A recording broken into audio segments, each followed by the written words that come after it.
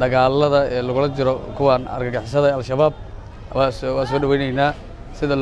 looga guul keenay ay ciidamada xoogga dalka Soomaaliyeed guulaha isdaba joogga ay soo hoynayaan maalin walba shacabka Soomaaliyeed ee dhalinyarada aad iyo aad u soo dhaweynayaan aad ay ugu faraxsan yihiin guulahaas ay soo hoynayaan ciidamada xoogga dalka Soomaaliyeed iyo taageero iyo intaba in shacabka Soomaaliyeed ay la garab istaagaan aad iyo aad u soo dhaweynayna aad ay u maasan yihiin ciidamada walaalahayna ee namatalayo ee xoogga dalka Soomaaliyeed ee dhalinyaranimada iyo Soomaalinimada iyo wanaagga iyo sharafka inay soo celiyaan rabaana Ilaahay ha la garab galo kee dhintana jannada Allah ka waraabiyo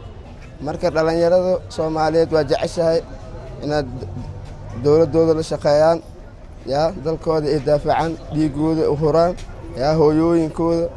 kulli shacabkooda dhan way la duubastaay dawladda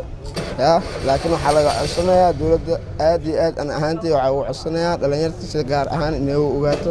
howlgalladaas iyaga ahna waa taageersana wixii wadanka wax u dhimaya in laga qabtona waa ku taageersana annagu ciidamada waxaan ka mid ahay 77kii aan ka ahaado hadda howlgabana cid og ma jirto laakiin aniga waxaan rabaa howlgalka soconaya dawladdu inay kor noqoto waxaan ugu baaqayaa halkooda inay ka sii wadaan shacabkuna uu ku taageero waxa hoostooda ku jirana ay ka soo saaraan howlgallada ka socda gobolka Shabeellada Hoose iyo Shabeellada Dhexe waa arrin aad u fiican oo la rabay mar hore in lagu dhaqaaqo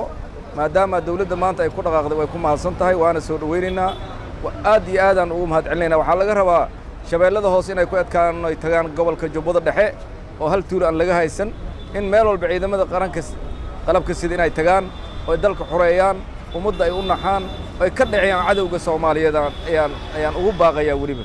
gobolka Shabeellada Hoose ciidamada qalabka sida ha soo dhaweeyaan biyaha iyo caanaha iyo ha ka daba qaadaan cadawgan meesha dalka laga xoreeyaan leeyahay Shabeellada Hoose lagu ekaan gobolka Jubbada Dhexe ku soo xigay hore ha loo socdaan leeyahay waa dhiirigelin ciidamadan waa mahadsan yihiin